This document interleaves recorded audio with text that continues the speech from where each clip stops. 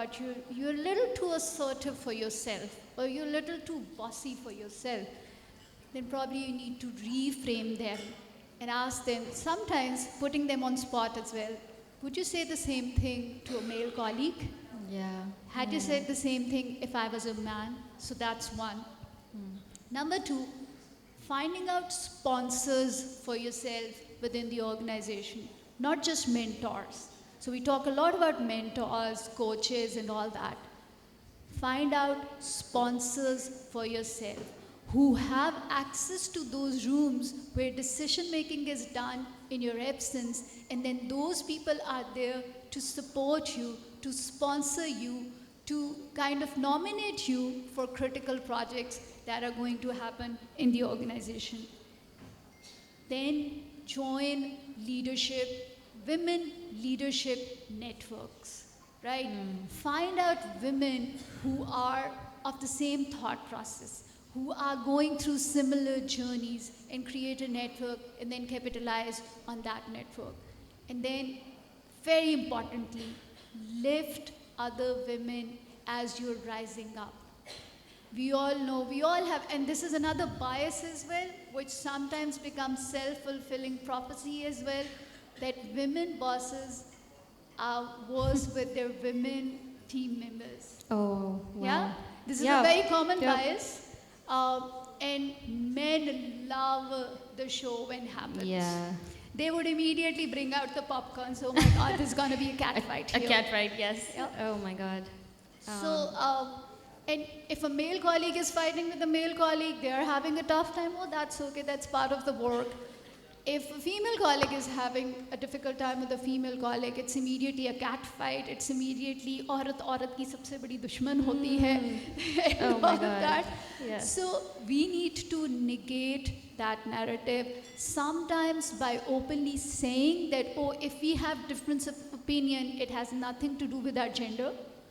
And sometimes being more implicit by taking or trying to resolve your differences outside of the boardroom. So the important thing is that you lift other women as you're going up the ladder. And when you are up there, please leave the door open for other women. That's extremely important. And it's not just us, it happens in all marginalized communities, that if I have access to the top position, I'm not going to let anybody else in the room, because then that undermines my USP as the only female leader on the table. Yeah. Please don't do that. Yeah. Yep. So yeah. Thank you so much. Yeah. Okay, so cool. Women, it shouldn't be women versus women. Let's up our game so that even if we want to, fight the good fight against male dominance, we need to be on the same front together, united. So let's fix that first, and then move forwards. One more thing, I think, like Nida, you shared in interviews as well. I have cousins who have applied for jobs, and whenever they're asked, like, oh, so are you married? Is that even an appropriate question to ask, first of all? Because men are never asked that. But then a statistic says that there is maternal bias as well, and 79%, mothers are 79% less likely to be hired and offered lower salaries because they thought they're just gonna leave it because they're gonna become mothers, right? And if they don't have children, they are paid less as well. So how do we deal with these? Like, I'll open this to both of you. To these stereotypes that women will prioritize family and care work over their careers, or vice versa. If they don't do that, you're selfish. You're not a good mom. You're not a good caretaker. So how do we deal with that? Acha, sabse pehle to I think we need to get one thing out of the way, right? If a woman, or anyone for that matter, prioritizes family in addition to their career, it is absolutely okay.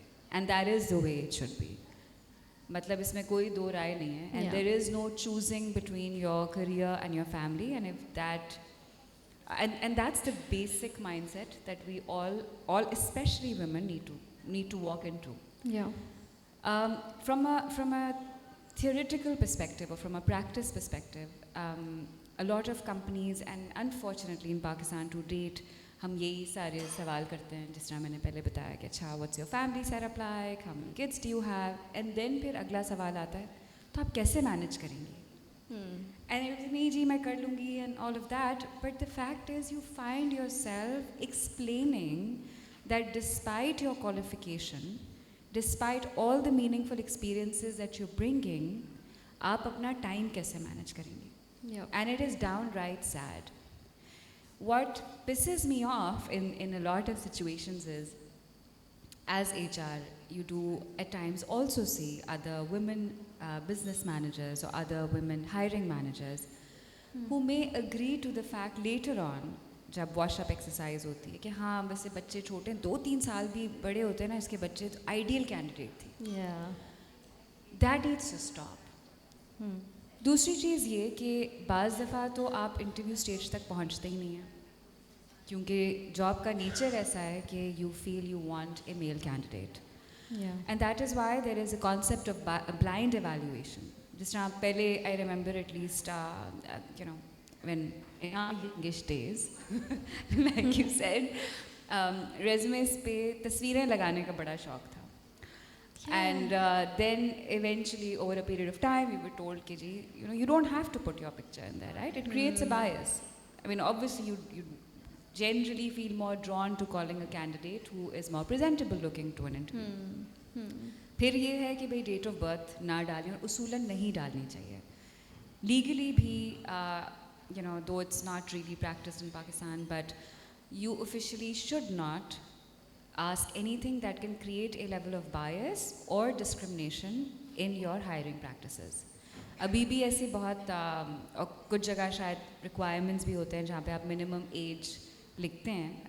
I'm not necessarily a fan of that personally, but it is probably by law where you may have to do that. But otherwise, during the interview, blind evaluation on the personal front should be practiced. Anything that makes me who I am outside of my office should not really be something that impacts my potential or my capability to land that job.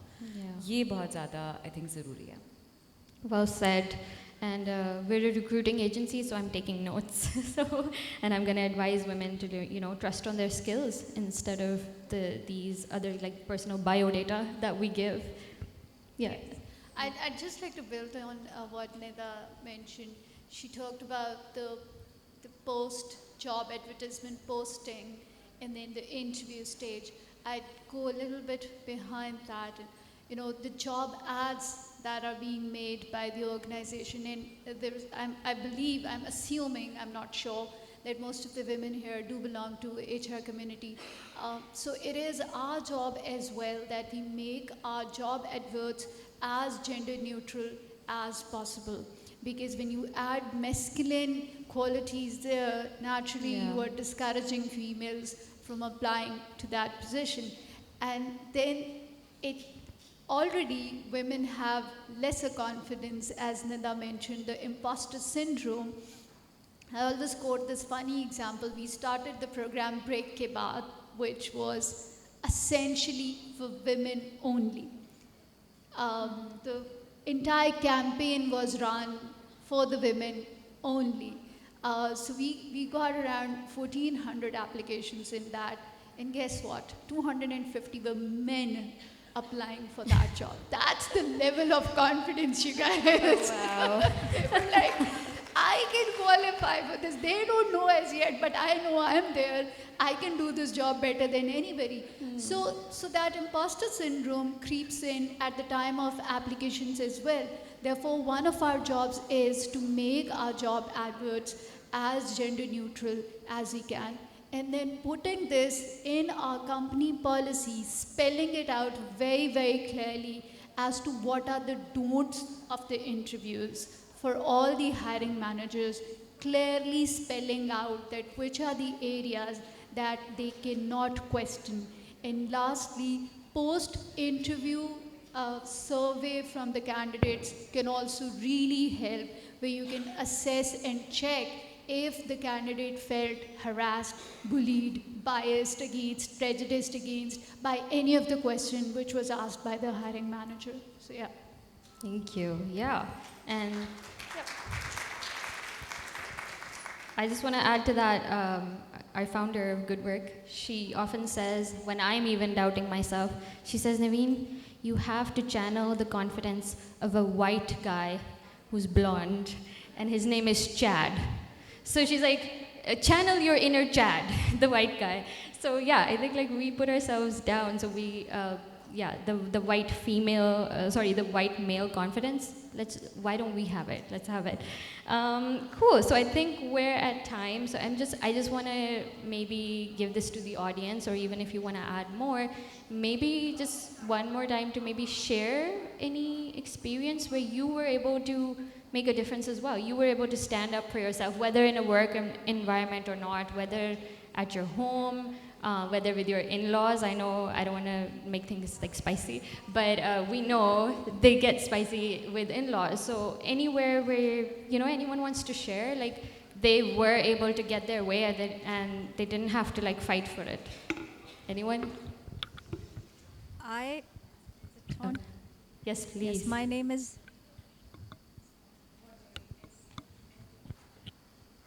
Hello? Hello? Okay.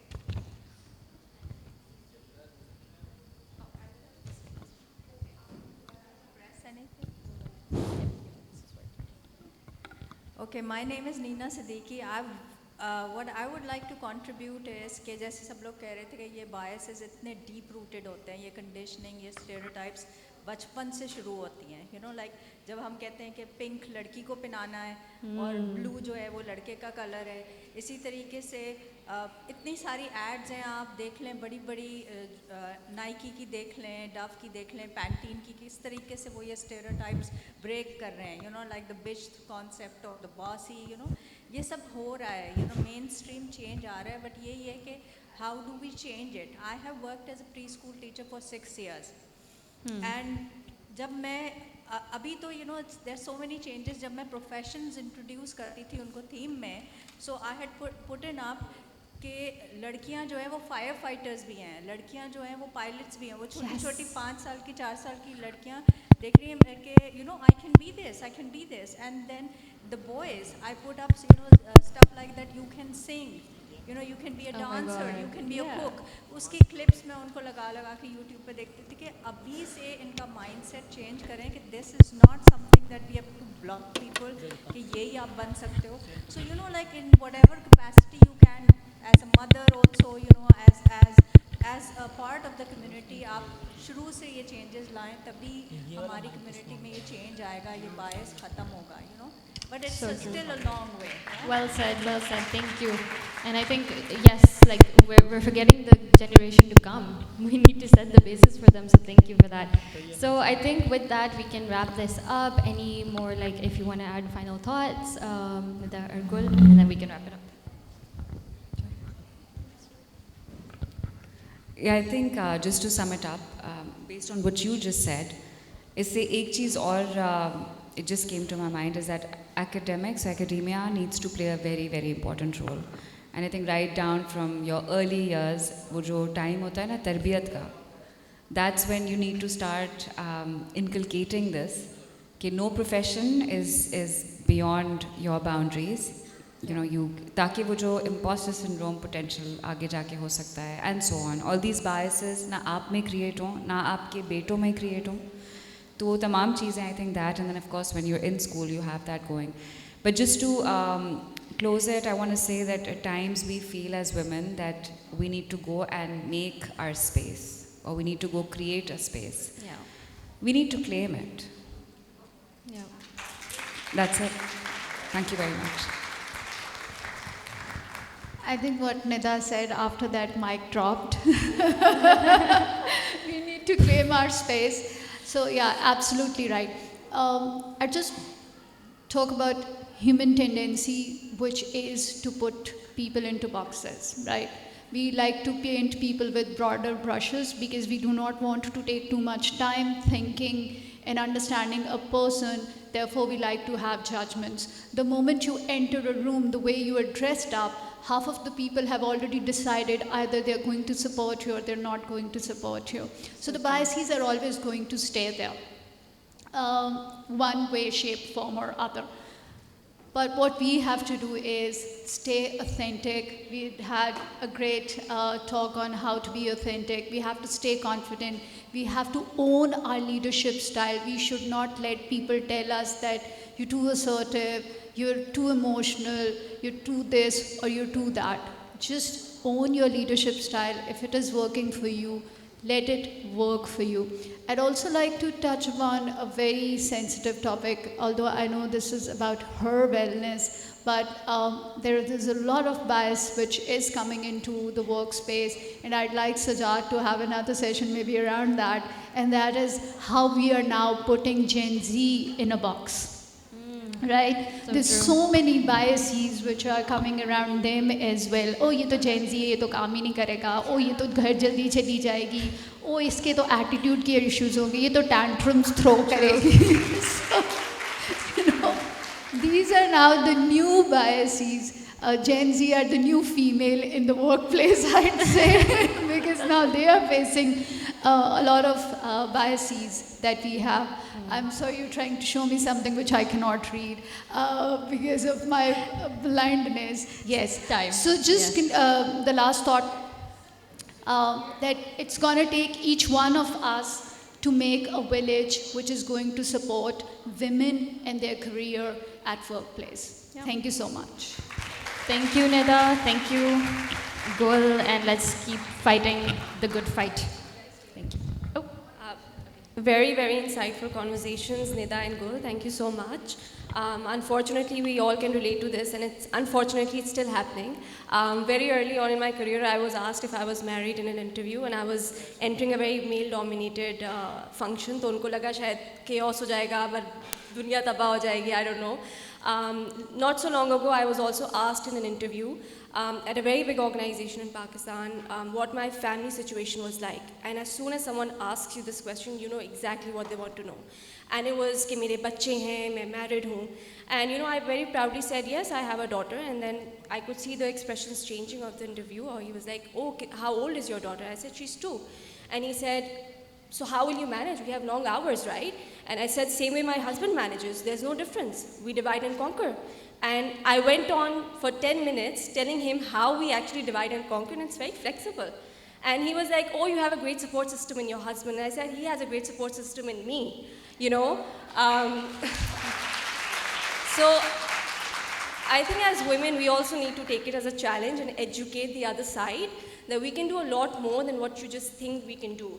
My husband is in another country taking care of my 2.5-year-old daughter for 5 days, you know, and it's great because I would do the same for him, right? So things are changing, and I think we also need to educate people that we're a lot more than, you know, a small box that you would think we fit in.